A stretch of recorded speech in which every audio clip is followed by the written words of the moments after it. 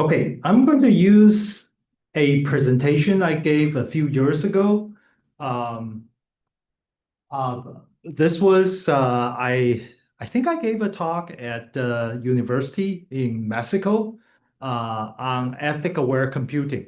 But this has a lot of interesting idea that could be really innovative. Okay, I'm going to skip this part, but looking at um, if you have, by the way, do you have your slides in front of you? I'm really hesitate to ask you to look at this purple screen. This is horrible. I mean, electrical engineering, we probably need to fix this issue. Okay, so I'm going to tell you that this is an innovative idea. I will explain what it is. I call it ILOT, Internet List of Things, but it can apply to multiple application domain. By the way, this every single one of this application, this innovation, was from ECF36B. Okay, so students look at this architecture, look at something they would like to solve for the society. They realize they can apply, they can develop innovation in this very important service, such as electronic voting, which means that you don't have to physically go somewhere. Oh, yes, you have to physically go somewhere. I will talk about what do I mean by electronic voting, financial service, tracking, rescue mission, disinformation, fake news, and also alibi service. Okay, this all have application, but I want to start to introduce this idea called ILOT. It's called Internet List of Things. So what do I mean by ILOT? ILOT means that, okay, traditionally, if you think about uh, today's internet, we all connected together. Once you connect to the Wi-Fi network or whatever you're using, a wired network, we're all connected together. When we're connected together, there's a lot of negative things we must worry about. So what do I mean by negative thing? For example, when you connect to the internet, your personal data is being tracked. So you're being monitored by some of the service you're using. I mean, as simple as which website you visit. Okay, there is something which whenever you visit a website, there's some trace of information will be on your browser. No matter how you do that, there's other service. So for example, you visit a service A, and then you visit service B. I will tell you that the service B will be able to know you just visit service A with whatever URL that you use. Okay, this is essentially because when you connect to the internet, you're giving away a lot of your information. The other things about the potentially negative things about the internet, what we provide internet, if you think about that, this is actually a critical question. I want every single one of my students to actually think about this. When you're connecting to the internet, there are some positive perspective, there are some negative perspective. The positive perspective is that you can connect to other people or other information. The negative perspective is that other people can connect you and sometimes with a malicious intention. So when we talk to people, sometimes the information or the people contact us is a positive, it's a good thing. But a lot of things is a bad thing. Okay, so for example, people want to trick you to believe that you need to wire 2,000 Taiwanese dollar to support a particular activity you never heard about. Okay, this is called scam. Okay, so scam is one of the major issue in Taiwan we need to deal with. Okay, that's actually because internet. If you think about that, disconnect from the internet, then essentially none of the scam I should say nonsense, most of the scam won't be able to touch me because I denied internet service. So okay, what I'm saying is the internet is very convenient. It's very convenient for you to connect others, but it's also very convenient for others to connect you. And I argue, by the way, you can think about this. My argument might be innovation or maybe not so innovation. My argument is that the convenience of the internet is actually helping the bad guy better than the good guy. Okay, if you think about that, the internet, the majority of the internet activity are probably negative, but there are some good perspective of the internet. That's actually a good thing. For example, you want to, when now we have a hurricane, we want to help people to get rescued. For example, that's a good purpose. We want to help people to save people's life.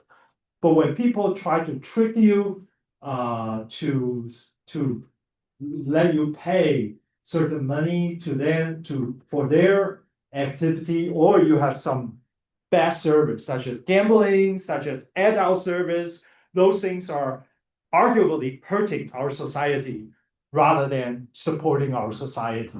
Okay, so you can see internet is very convenient. One of the things I always talk about is that with internet, everybody can attack me, including those from the hackers lab in Russia. I mean, Russia's hacker, they're the best around the world, and they can attack us.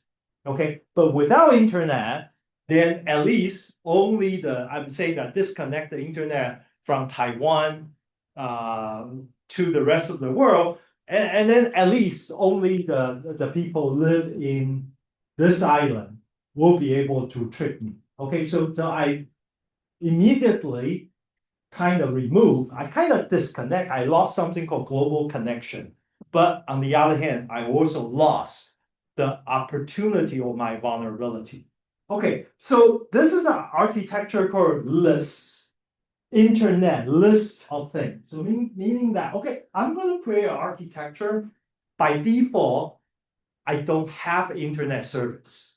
By default, I don't have internet service, but I can still do all the things I talk about. So all the good service I can still enjoy. And how do I do that? Okay, so let me first tell you the architecture, because this is the architecture they help a lot of students think about our internet service differently. Oh, I forgot to mention a very important service over here. If you think about that, I still have this internet connected cloud. So it means that I still have the internet just like today, and I still have all the cloud service or whatever we call edge computing, which you will learn that a little bit later. But I kind of disconnect the other kind of things, which I call things or Internet of Things. Today, when we talk about IoT, Internet of Things called IoT, that this thing are connected to the internet. I mean, just give you an example. One of the thing is a CCTV camera. It's actually watching for the water level on the street. So they will know whenever a particular portion of the street in Tainan, they're full of water, then the Google service, they're going to reroute the people. They're going to help people to move away from that. Okay, but if this thing is connected to the public internet, then essentially anybody on the internet, including those in Russia, they will be able to see your information. Well, what they're going to do with that information is a little bit different. Okay, but the other idea, the device could be your refrigerator. Your refrigerator contains not only the food, but contain the record about your social life. I mean, whether you put 2 bottles of beers or ice cream in the refrigerator, who actually can access the refrigerator? By the way, this is interesting. I had this discussion with one of the senior VP of Google. At that time, we talked about the design, about smart fridge. And one of the questions they say that, okay, they're going to install camera inside of of a smart fridge. Okay, this was about 5 years ago. I don't know how well they do this project right now. So let me ask you a question. If I'm going to install 6 camera in your refrigerator to monitor what kind of food you have in your refrigerator, whether the camera should be facing in or facing out. What do you think? I mean, this is just simple design, right? If I'm going to have a smart fridge, let me show you a smart fridge picture.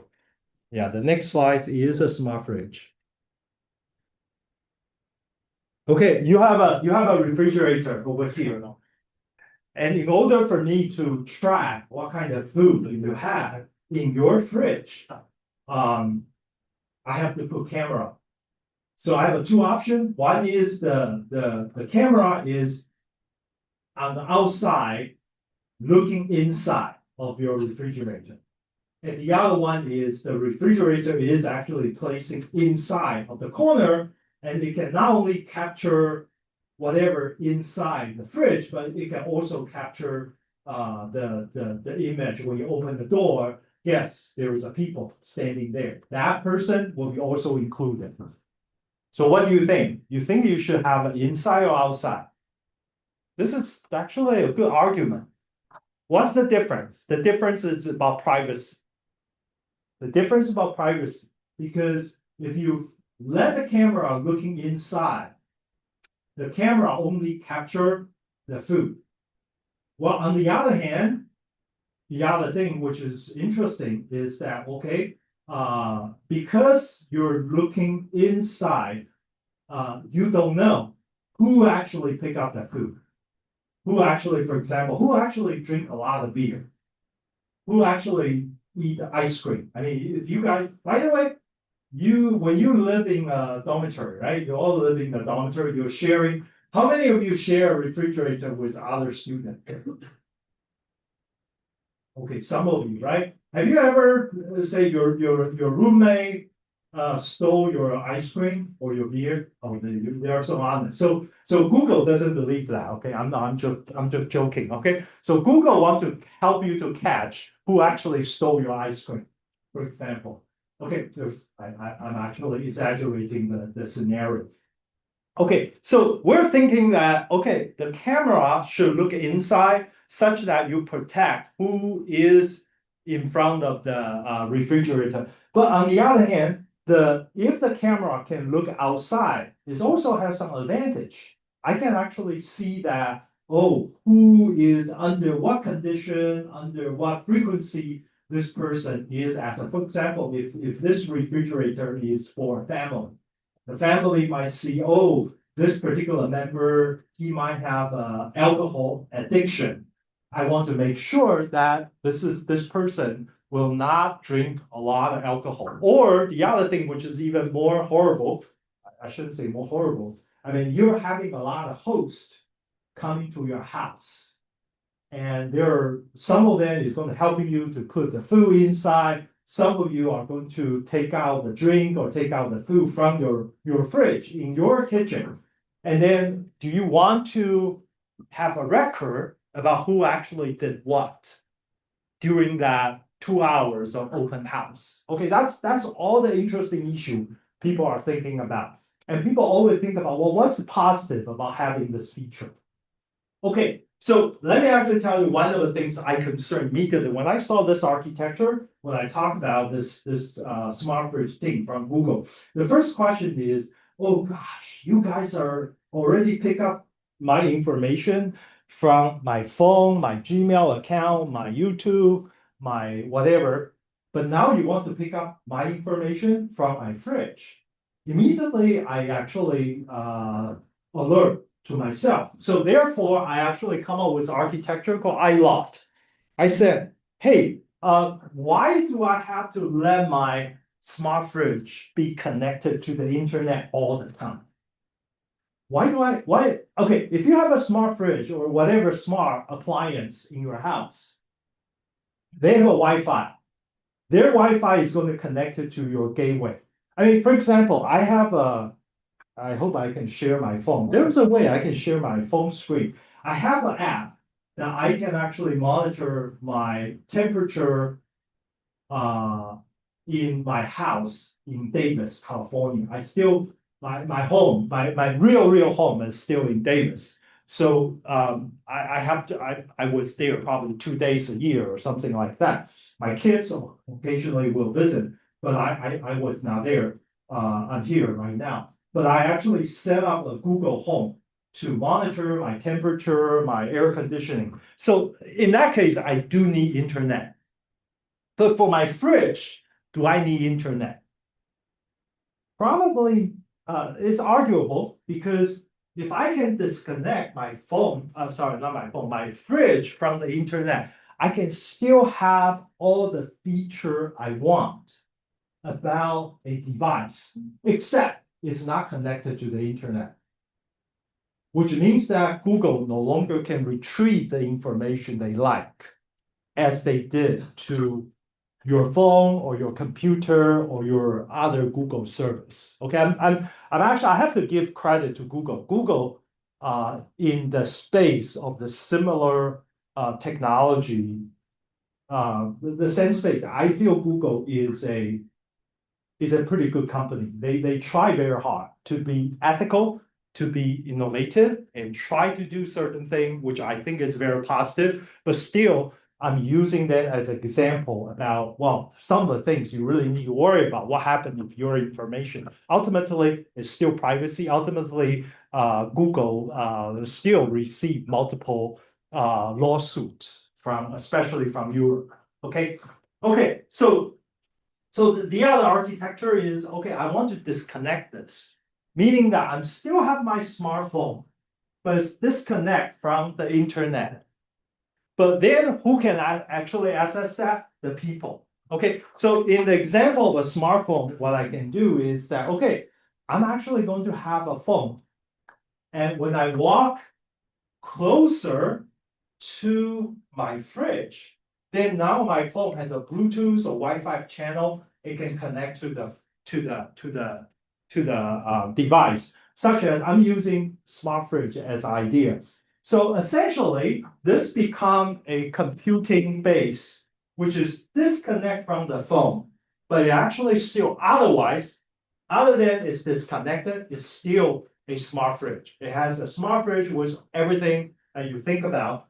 And then before I go shopping, for example, today I need to go to Chenlian to buy some stuff, or I need to go to somewhere to see my doctor.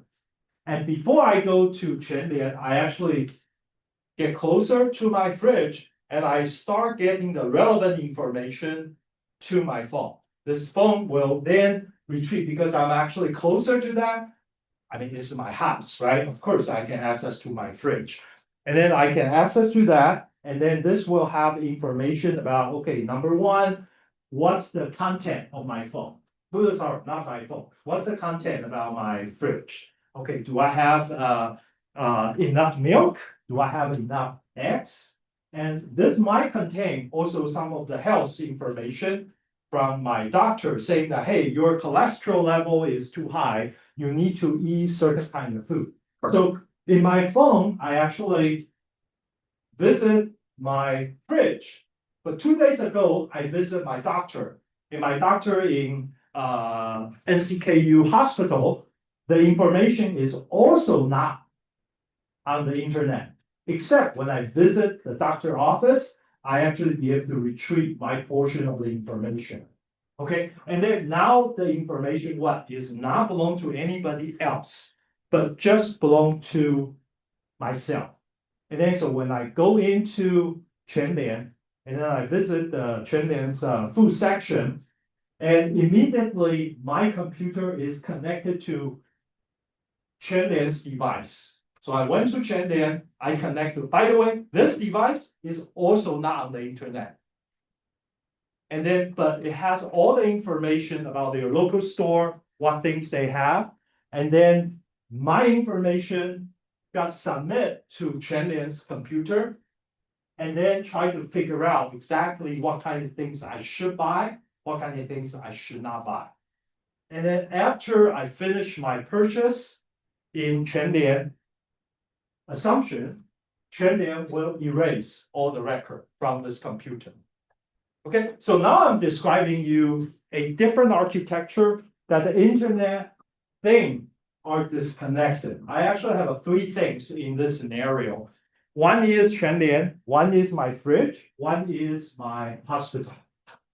Okay, they're physically disconnected, so I never need to worry about this thing. By the way, as long as you have internet connected, I will argue that. By the way, I'm working on cybersecurity, and people can have a big argument with me. Is that as long as you have internet, you open the possibility, even small possibility, for somebody globally can access to your information.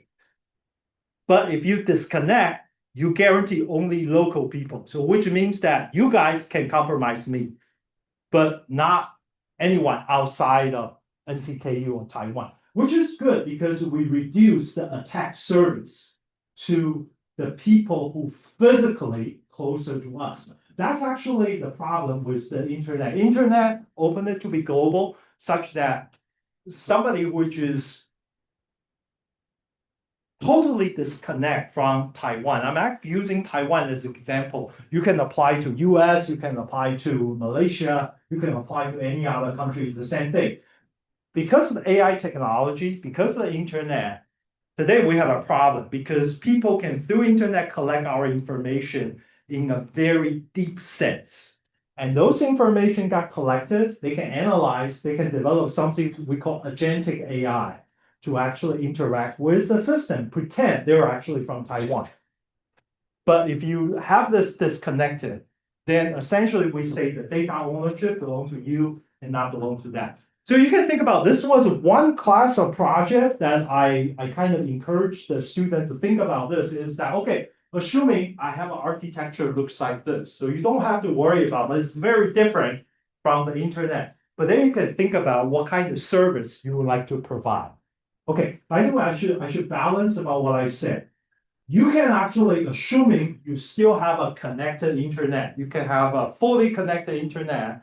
For example, you can think about the YouTube locatable GPS example. That was, by the way, that was one of the projects. So people talk about how do I be able to gather information around the world for us to be aware of the global warming situation. That was, by the way, I don't want to get into the global warming idea, but that is one idea. You use existing internet architecture, think about a new service. That's innovation. Or you can think about, okay, I have a different architecture because this day we are more sensitive to the privacy. We're more sensitive to the data ownership. You guys should always, your generation should always worry about who actually owns your data. Your financial data, your personal data, your relationship data, your health record, those are all important data. Those are, by the way, they're all JSON, right? So you should always think about who actually owns the data, how the data is transferred using JSON RPC CPP and those kind of things to transfer. And from that scenario, you start to realize there is a lot of interesting new idea that's actually focused on the data movement, okay? So let me give you an example. I mentioned about the example about a refrigerator, sorry, not refrigerator, the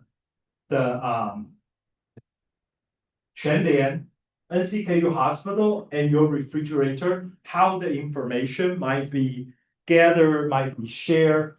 I mean, for example, if I know my smart fridge is disconnect from the internet, then I have a less concern about where the camera should be. The camera should facing out, the camera should facing in, because you know you're the only people who actually can see that.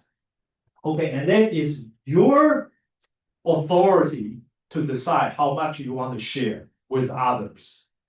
And with NCKU hospital is the same thing. We're always worried about your health data is being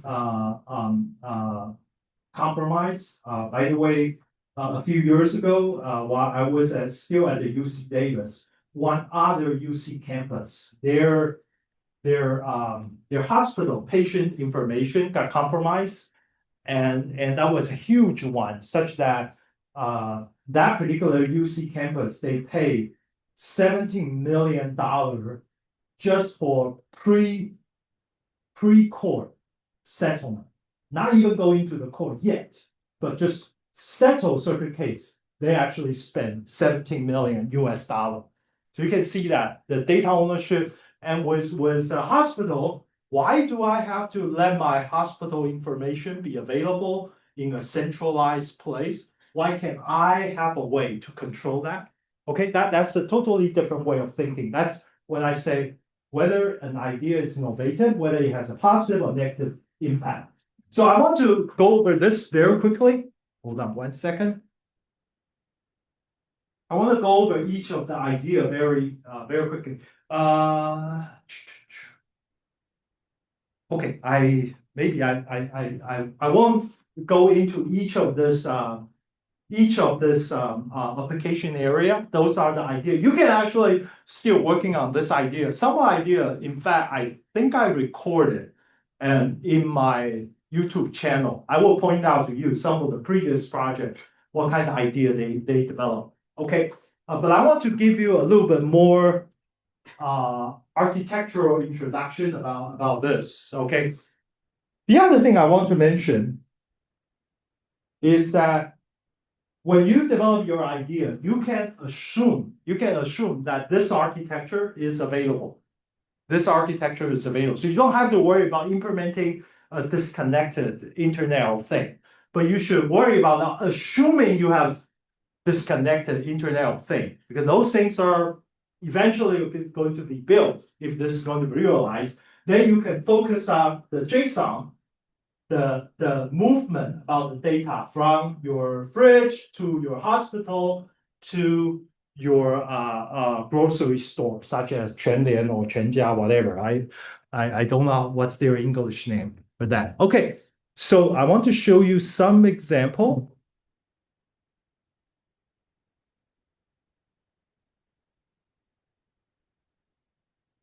Okay, so I'm going to show you an idea which is one of my student developed. I feel this is the one very solid. They're using the Internet of Things to implement a concept called alibi to prove whether, I mean, you probably, let me actually say that I have a bunch of device. I have a device which is a camera. I have a device which is edge computing, which is like a small AI computer, and I have an edge device which has some hard disk. Okay, so what I want to do is what I call alibi service, means the proof of presence. Proof of presence meaning that, okay, you want to prove that you were at a particular location at a certain time.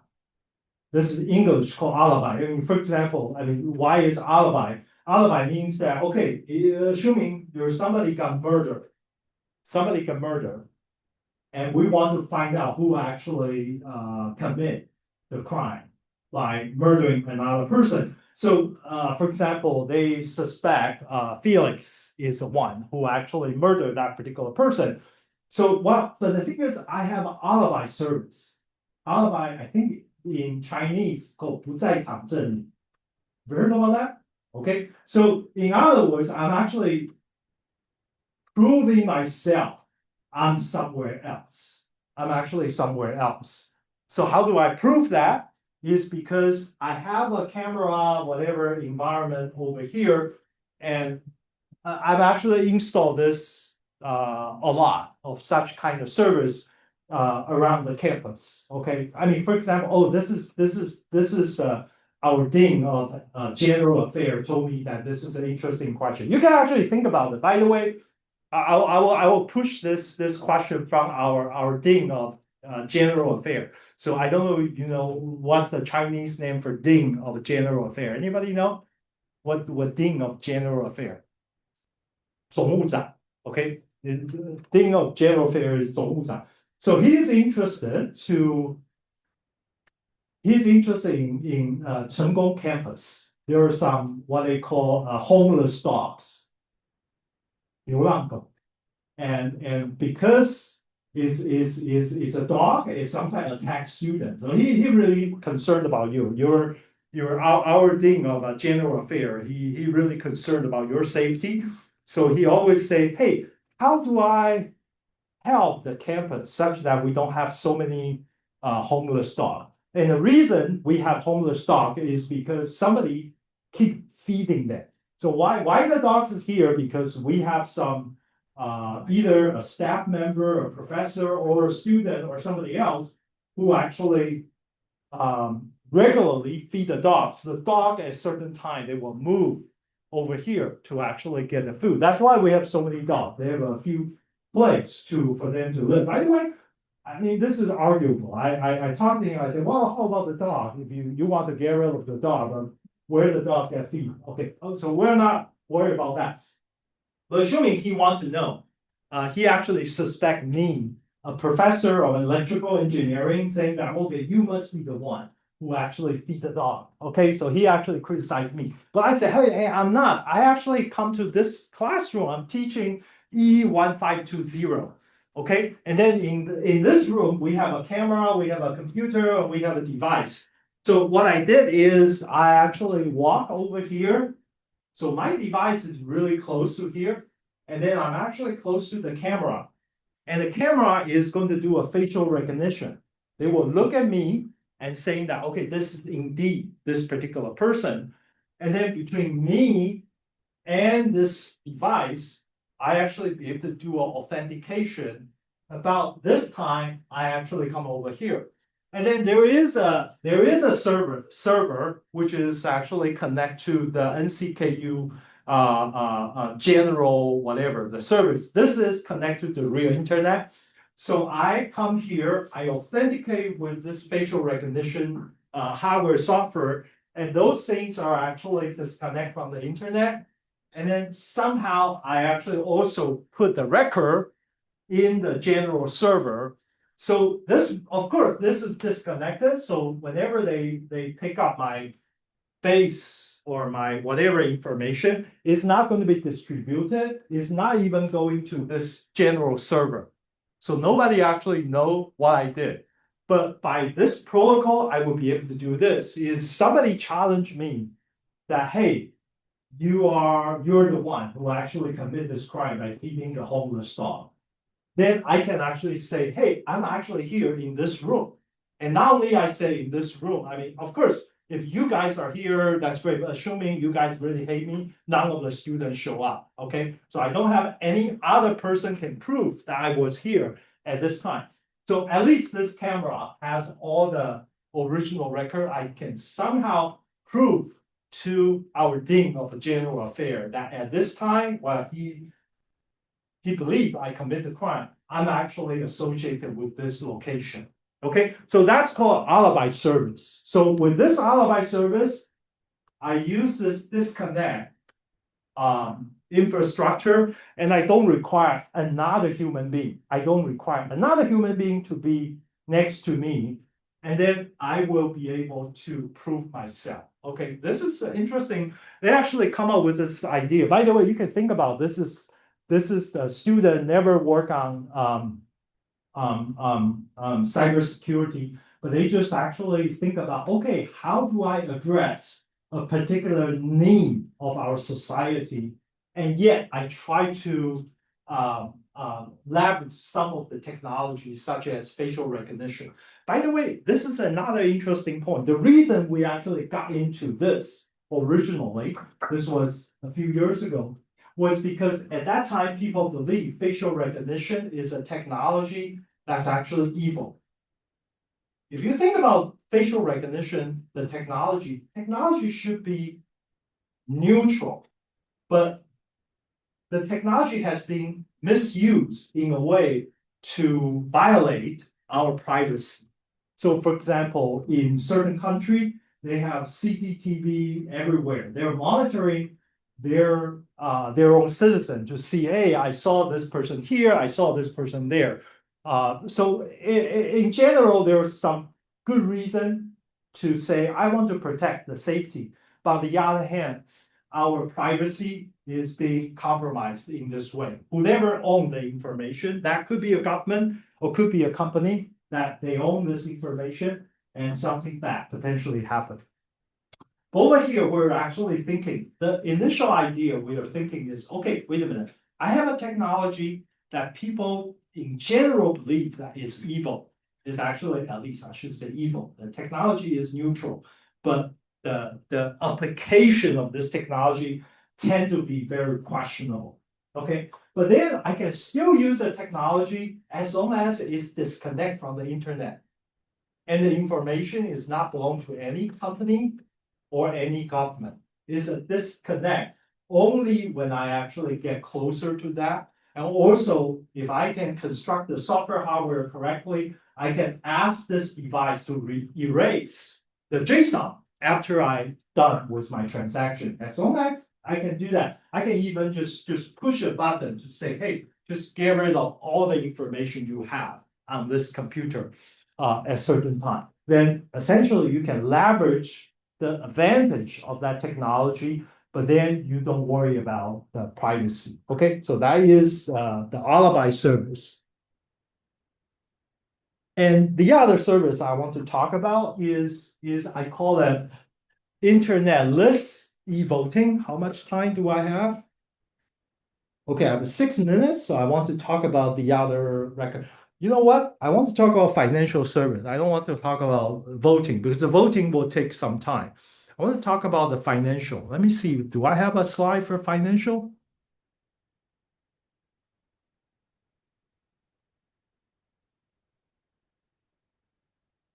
Okay, I do not have that slides over here, but I'm going to use this because I think financial is a really interesting. I'm going to use this slide to show the financial information. So what is the financial information, your account? You want to manage your money. You want to decide, okay, how much money I want to transfer from person A to person B. How do I decide I want to decide to deposit some money to my whatever the car such that I can perform certain kind of transaction. So today our financial data, they're all online. They're all online. You can use your computer to log into, I don't know what kind of bank you have or what kind of financial service. And all your information and all your record is essentially you can use the internet. You can use whatever authentication to actually help you to authenticate yourself and such that you will be able to protect the data, but not ultimately your data is still on the internet. It's still on the internet. Okay, so the way people try to prevent security problem is using what they call multi-phase or multi-facet authentication. Means that you need to have a two independent way of communication. One usually is your computer, and the other one is your phone. So usually they say, okay, like what I did earlier. You guys remember the beginning of the last lecture, I have to go back to my office to retrieve my phone because the authentication information they're sending to the other phone. I have two phones, one I use in Taiwan, one I use in US. So this actually helped me to protect my information. But still, this does not eliminate all the possibility that the attacker can simultaneously attack your computer and your phone. I mean, what's the chance they can attack both of them? I think it's higher than we generally believe. Okay, I always want to think pessimistically when I deal with the security issue because the financial information, if the financial information get compromised, we lost a lot of money. Okay, if this is just about my Facebook account, I don't care. I can tell you my story with Facebook later, okay? But when I deal with Facebook is if I lost the Facebook, information. It's just lost some picture. I don't care. I usually have some other way to retrieve. But financial information, once you lost it, is really, really complicated. Okay. So how do I actually look at the financial information? I look at financial information differently. I say each of this is a bank. This is a bank. My bank information. I mean, the bank might have branches. They might have some other way to communicate among themselves. But this is the bank I'm going to deal with in Tainan. And this bank's information about me, about my financial information, need to be disconnected from the internet. So let me give you an example. If this one is, what's the bank? What's the bank I should use in Taiwan? I don't have account in any of the bank. CTBC. CTBC. Okay. What is the CTBC stand? Okay. Okay. 中国信托. Okay. CTBC. Did I get that right? Okay. Assuming there are only two branches of CTBC, is that right? Two offices in CTBC. Of course, I can generalize. Then essentially, I'm saying that, okay, those CTBC, they have a way to connect with each other, but they will never have any connection directly to their customer via public internet.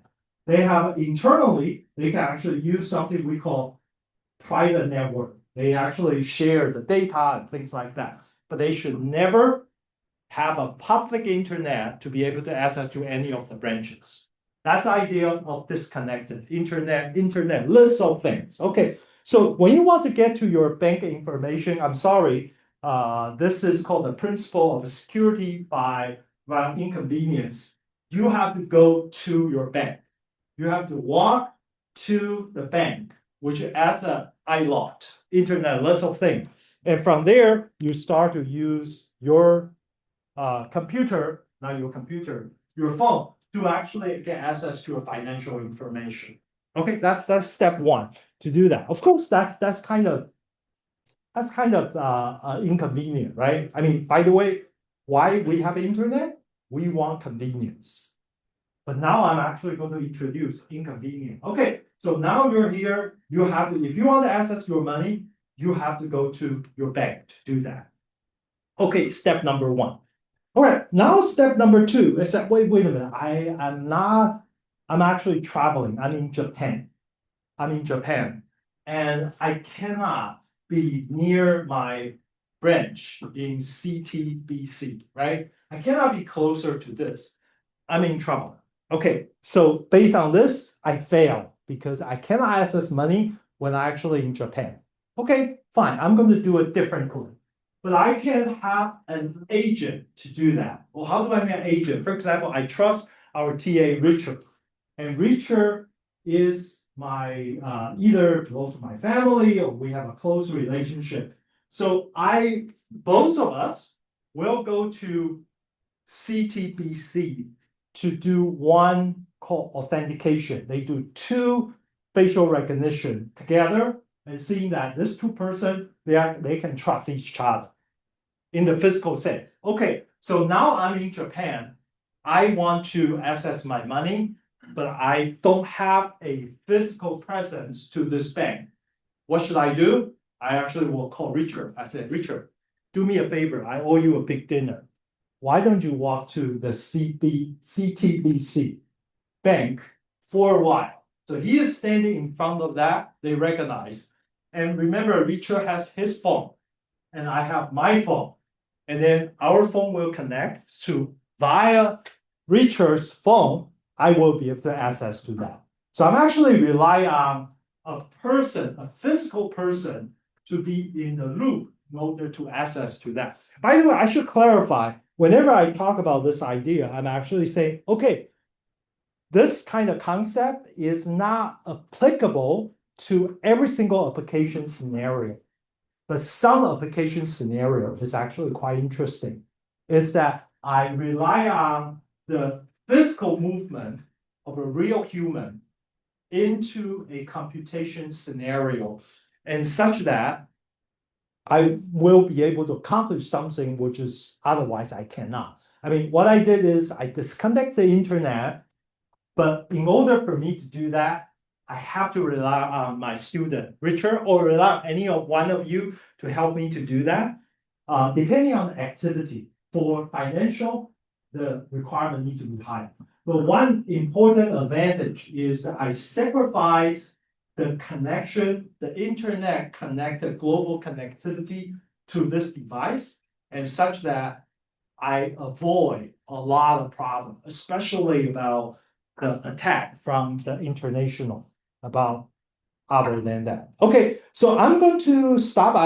Hopefully I gave you some initial idea about this. So I'm going to show you implementation. I'm talking about high level concept. The next thing I'm going to do, I'm going to pick one of the example and I'm going to use a JSON scenario. Then I'm going to show you an implementation that you can actually do this. Okay, all right. So happy Dragon Boats Festival, right? English name. 端午节 is a Dragon Boats Festival. Okay. I wish you all enjoy your time with your family, with your friend. Okay. See you on Monday.